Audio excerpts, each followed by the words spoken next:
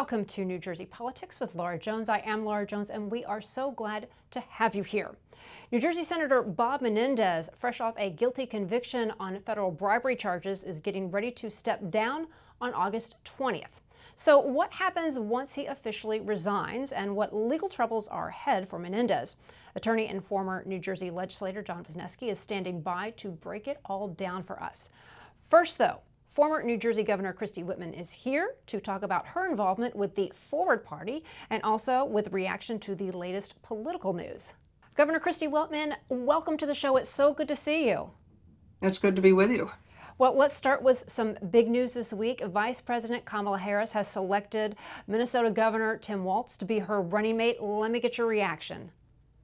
Well, I'm delighted, first of all, she's picked a governor, because I like to know that there's somebody who is there, can back her up, who has experience in actually administrating a state, administrating a government. So I'm very, very pleased with that. And while I like Josh Shapiro a lot, I understand the concerns that she might have had. But Tim Walz is a very popular governor in his state. He's a veteran. He's been in the National Guard. He's been a school teacher, a football coach. He's a real American. And I think he's going to do well on the ticket. Well, let me also ask about your recent endorsement of Kamala Harris for president over Donald Trump. And Donald Trump is a New Jersey, lives here, had businesses here. So let me ask you, and you worked with him as governor, as a business owner, him as a business owner, casino owner in New Jersey. So let me ask why your pick for Kamala Harris? Well, from those very days early on, watching him what he did in Atlantic City, I knew he was not fit to be president of the United States. And that's why I was chair, actually, of the Republicans for Biden in the last go-round. And this time I'm proud because, there isn't a Republican Party today's Republican Party is not the Republican Party in which I grew up. We used to have principles. We used to have standards. We weren't misogynists. We weren't racist. We weren't people who hid from the world. We engaged in international trade and worked with allies to keep ourselves safe, help them do the job across the seas so that we didn't have to do it ourselves.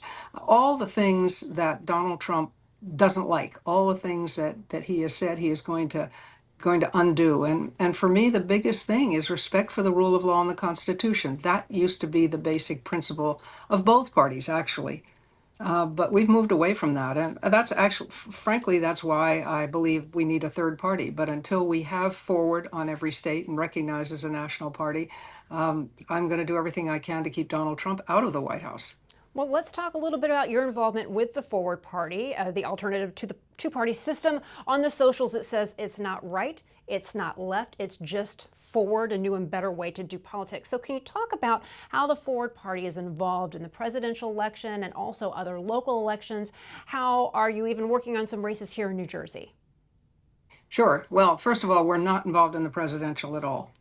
We may individually, as I have been, obviously, with the Harris team, but as a party, Forward Party, we're not involved in the presidential. Our focus is state and local, because what we're doing is building a party that's going to stand the test of time. And like a house, you have to have a good foundation. Plus the fact that those offices, the local offices, the local sheriffs, in some cases, they elect those. Your school board members, your library commission, your state assembly and Senate candidates, your governor, your mayors, all of those offices are the places where the decisions that most immediately impact you are made. And they're very important. And especially after this election, even though we're not playing in the presidential and picking a candidate or anything, what we're looking at is people who they have to sign a pledge. We don't have a party platform in the sense that people are used to, because our party platform is a platform of principles. And any candidate that wants to get our endorsement, besides the fact that we vet them very thoroughly at both the state, local, and at the national level, they have to sign a pledge that says, I will uphold the rule of law, I will respect the Constitution, I will work with anyone to solve problems, I'll create a safe space for the discussion of controversial issues, and I'll work constantly to open the process so that anyone who is legally able to vote gets to vote. And then it's up to the candidate and to the state to decide, well, what are the important issues in my state? What do my constituents want? Not what a party in Washington wants. And that's how we got to where we are today, where, frankly, now people are enthusiastic about, more people are enthusiastic about the Harris-Walz ticket, or will be as they get to know Tim Walsh. But they don't want Donald Trump. They didn't want Joe Biden. That's what happens when you have two parties that are so controlling. And that's why I believe we need a third one. We're recognized as a party in 7 states now, and we'll have candidates across the country. We do have a Forward New Jersey party. You can go to forwardnewjersey.com and find that. Otherwise, we're forward.com, but forwardparty.com, excuse me. But I don't know. We haven't fully vetted. We're still in the process of vetting candidates. We hope to have about 200 across the country by the time we're finished. And I wouldn't be surprised if some of them weren't in New Jersey. Yeah, and when it comes to the Forward Party, you don't have to say, I'm not a Republican, I'm not a Democrat, I'm not, right? You can stay who you are. And I think that that's where a lot of people are struggling. You know, when you go out and talk to people, they will say, you know, I'm a Republican, but I don't like what the party is standing for now. Or I'm a Democrat and I don't like what this, you know, I don't want to be pigeonholed into this particular message or only one viewpoint. So can you talk a little bit about who the people are, who you're getting involved with? And again, you know, that they don't have to say, well, I'm not abandoning my principles as a Democrat or as a Republican. Right. We will support Republicans, Democrats, Independents, as you say, as long as they sign our pledge. And that's where our candidates are coming from. There are some that have been independent, but most of them are coming from the Democratic or Republican parties and saying just a pox on both your houses. I don't like the choices I'm getting, or I don't like, for instance, we have a state senator, Senator Williams in Philadelphia, who is a Democrat, but he liked the idea of school choice. His constituents wanted school choice. And the Democratic Party there wanted nothing to do with it. So he said, okay, that's it. I'm going to be a forward Democrat, which means I will still caucus with you as Democrats. But when I see an issue that I believe in that you don't want me to talk about, forget it. I am going to talk about it. And I'll have the support of the people, the forward people in my state. Yeah. And so that's what gives us the strength to be able to say to these candidates, to give them the freedom to be who they want to be. And they can be real Republicans or real Democrats. That's fine. But they have to sign the pledge, and they have to, we check out their record very carefully to ensure that they will be the type of person who will live up to that. Yeah. And again, because Joe Biden dropped out, you know, prior to that, there were a lot of people saying, I don't want to, like, as you mentioned, I don't want to vote for either one of them. So what type of messaging do you think is going to be resonating with the voters and voters here in New Jersey as well come November? Well, one of the things we're looking at is, since we're not endorsing as a party a presidential candidate, and we are focusing on state and local, and there will be still many people who are not going to want to vote for either candidate. But if they decide to stay home, but then they see a local candidate whom they like and respect, and they're forwardists and they've signed that pledge, and they say, okay, I really like this, and I'm going to go vote for them. What history has shown that they then tend to stay on the ballot and move up through the other offices looking for similar candidates. And, you know, it doesn't matter who wins this election. We know there are going to be lawsuits after it. Doesn't matter. There will be. So it's really important that we have states attorneys general, secretaries of states, local commissioners, all those people who deal with the aftermaths of election, being people who have sworn to uphold the Constitution and respect the rule of law. And so that's one of the things we're working on that will hopefully bring more people to the polls, which is what's important. At the end of the day, you want more people voting. We got into the mess we're in now and allowed the two parties to become extreme because the majority of voters didn't vote in primaries. It was a 10% voter turnout. It was the average, 10 to 12%. That's just pathetic. And that means what you're getting is the most partisan, most, I won't say rabid, but the most committed to certain issues, and they tended to be more extreme. And we just kept saying, okay, well, I can't bother. It's a primary. What difference does it make? Won't bother to go to the polls.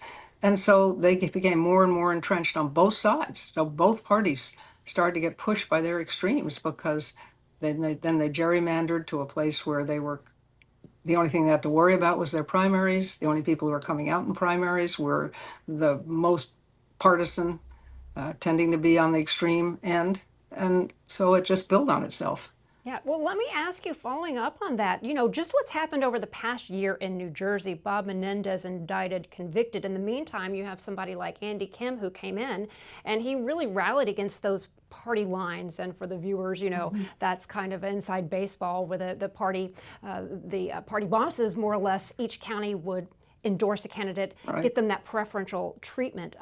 But on the Democratic side, those county lines are gone this year. So can you talk a little bit about what you think those ramifications, is that going to be opening up some more doors for other candidates to have a shot to be more competitive as opposed to some of those party boss favorites? Absolutely. No question about it. And I wish it would happen on the Republican side. And I say that as someone who definitely benefited from the process. I'm going to be upfront about that. I benefited from it. But I think it's wrong for democracy, and we should move away from it. And the fact that this has happened to the Democrats, now the Republicans ought to go the same way and open up the process. Most of the time you go to the polls, if you're in these very Republican districts, let's say, you have no choice. I mean, I go to the vote in primaries, and I voted the Republican ticket because I'm still a registered Republican because Forward isn't a party yet in New Jersey. And I don't have a choice. I mean, very rarely is there somebody in a primary running against the chosen candidate. Yeah. Yeah. Let me ask you, just as we're running out of time here, there's talk about New Jersey becoming a little bit more competitive, and I know you're not the Forward Party isn't involved in the presidential election, but when it comes to the state races, because New Jersey again could be a little bit more competitive, Andy Kim versus Curtis Bashaw, do you think that there could be more room for Curtis Bashaw to be competitive against Andy Kim? What do you just your thoughts on that? Because Curtis Bashaw is somebody who worked for former Governor Jim McGreevey. He has good relationships with Democrats and Republicans. He doesn't seem to be one extreme or the other. So do you think that could be a little bit more competitive? I frankly think every race is going to be more competitive this year where you have challengers, because the whole election cycle has gotten so much attention with all that's gone on at the presidential level. I suspect, at least I hope, people are really paying attention now and will get to the polls to vote in those elections. And the more people you get out, the more competitive those races are. Yeah. Well, former Governor Christie Whitman, thank you so much for taking the time to speak to us about the news as it is breaking and also about the upcoming election. We look forward to having you back on again and talking more about the Forward Party. Thank you so much. Absolutely. Love to do it.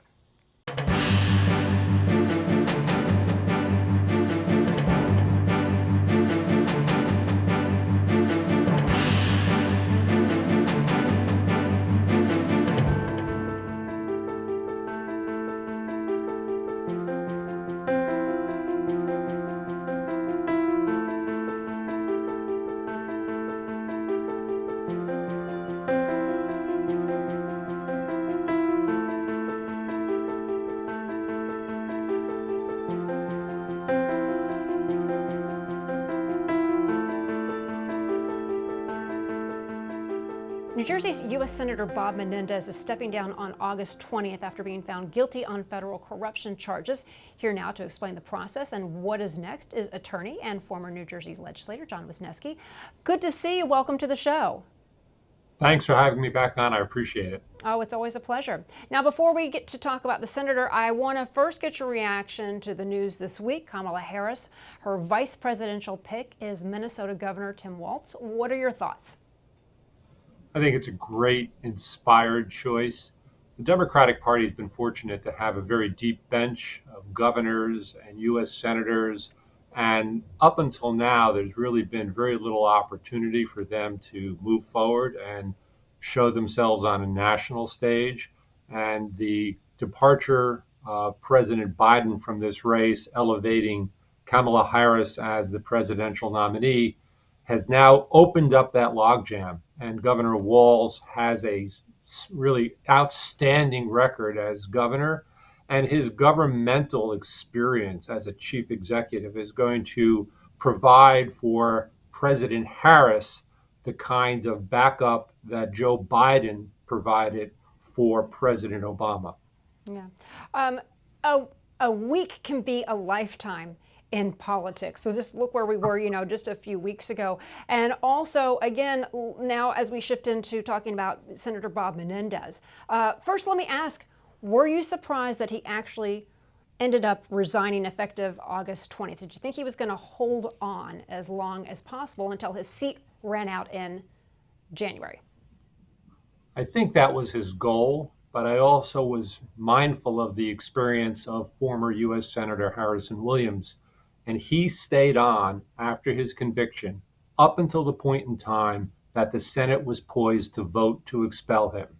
And with the announcement by Senator Booker and the convening or the potential convening of a committee to introduce articles to remove him, Senator Menendez saw the handwriting on the wall and knew he needed to get out, at least on this way. He got out on his own terms. He chose his departure date as August 20th, which I don't know why he chose that date, but certainly gave him the ability to finish up whatever business he was working on in the Senate and to leave under his own terms. Yeah, and I'd asked around as well, trying to find out, was there a specific reason for August 20th? And it was, the answer I kept getting was, well, that was just the date picked. So again, he could tie up loose ends before he leaves. So now that he's made that announcement, when a U.S. Senator resigns, here in New Jersey, what kind of process is now triggered? Because this is the first time we've dealt with this.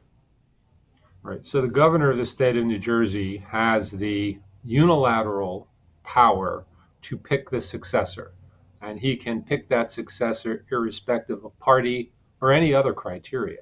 And so it's a blank slate for Governor Murphy to fill. And the speculation, in New Jersey, politics is a speculative sport. Everybody has an opinion about what may happen, what could happen, and there's no end to the list of potential U.S. senators. But I think the strong opinion is that his former chief of staff, George Helmy, is likely to be the caretaker U.S. senator. Right. And that's something that Governor Murphy has said. He is not going to pick somebody who is going to be competitive. He's going to pick somebody who is a caretaker. So can you just talk a little bit about the impact that that replacement then would have on the seat, considering they'd be in office for just a few months? Yeah, they'll be in office for 5 months. It's really following the tradition that New Jersey has followed over the last several years. We had Senator Nicholas Brady, who was a caretaker. We had Senator Jeff Chiesa, who was a caretaker. And now it looks like we'll have Senator George Helmy, who will be a caretaker up until this point in time, August 20th, when whoever it is will take office. New Jersey really has effectively had only one U.S. senator. Bob Menendez has been consumed in his defense at his criminal trial, really taking him off the playing field, removing him as chair of the Foreign Relations Committee. And so the biggest impact this will have is that New Jersey will have two fully functioning U.S. senators through the end of this term, I think, which is important for New Jersey's standing nationally. Yeah. Let me also play the other side here.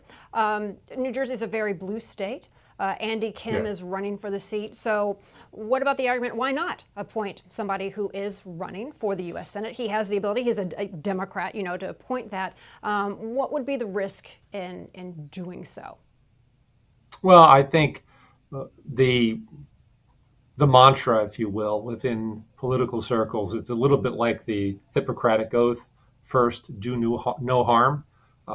Andy Kim looks like a pretty strong bet to win the election in November, now that Bob Menendez is no longer going to be a potential third-party candidate in that race. And so why offer the Republicans that talking point that the governor gave Andy Kim an unfair advantage several months before the term would begin? Look, yeah, it would be to New Jersey's advantage to have Andy Kim sworn in now. He would have seniority over all of the incoming freshman senators.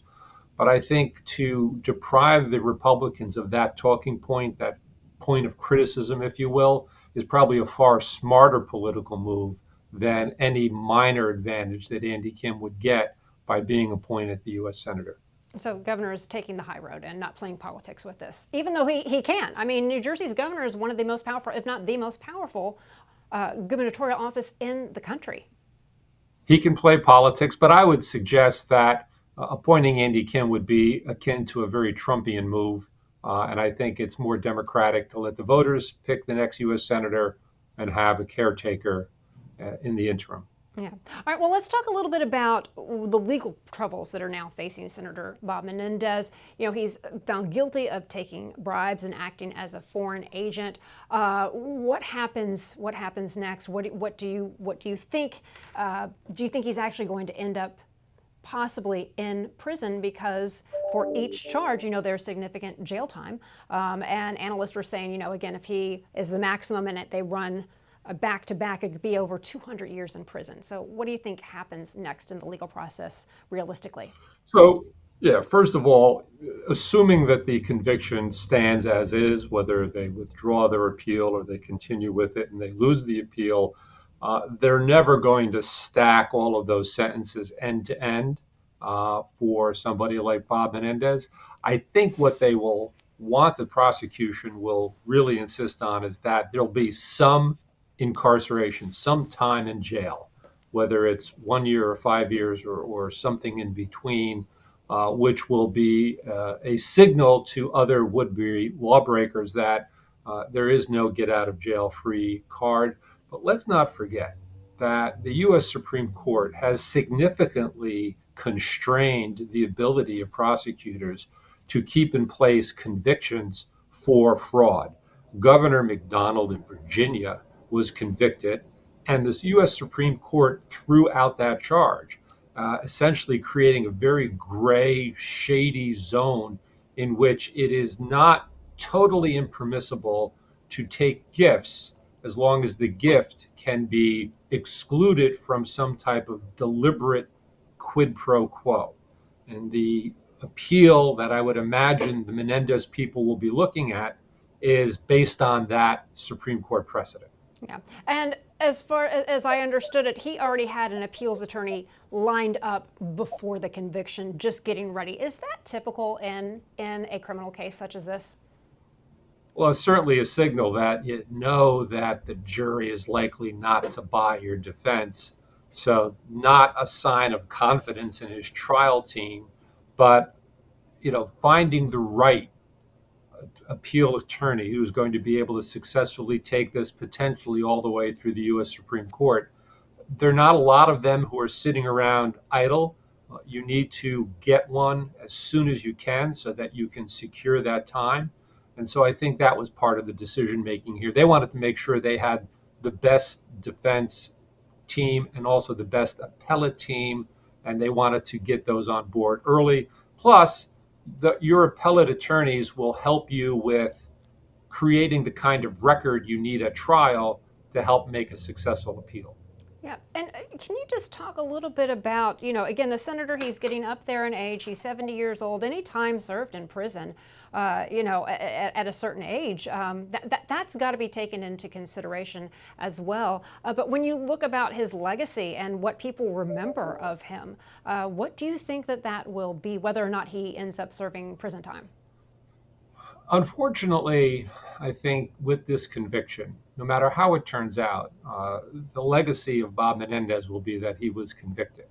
And all of the good works that came before that are going to be eclipsed by this one fact. The same thing is true of former U.S. Senator Harrison Williams, who did enormously good things for the state of New Jersey. Many people may not remember that the Metro Park train station at one point was called the Harrison Williams Metro Park train station, his name removed after his conviction. And so similar things will happen, and all already happening. One school district has announced that they will remove Senator Menendez's name from a school building that was named in his honor. And so this will be the defining act of his time in office, which is ironic because his start in office started around the conviction of his mentor, Senator William Musto. And so it's almost kind of a full circle thing.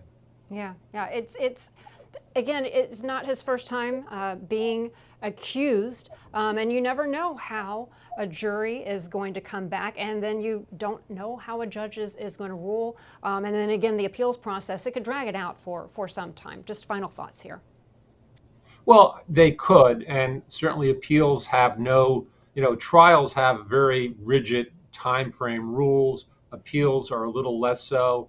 And but it's important to remember that the appeal is not about the facts anymore. Whatever the facts the jury decided stand unchanged, immutable throughout this appeal. What the lawyers will be arguing is that the judge got the law wrong, that the instructions given to the jury were wrong, that the motions they made for dismissal based on the McDonald precedent were wrong. And so this is really going to be an argument about the law, how the law was applied, how the trial judge got it wrong. And I think that given the fact that the U.S. Supreme Court seems to have a very soft spot for corruption these days, given the corruption of its members, I am concerned that the McDonald precedent might provide some daylight between the conviction and what Senator Menendez hopes to achieve. John Wisniewski, thank you so much for taking the time to talk to us. Always a pleasure. Good to be with you again. Thank you, Laura. And that will do it for today. I'm Laura Jones. Thanks so much for watching New Jersey Politics. We look forward to seeing you back here next time.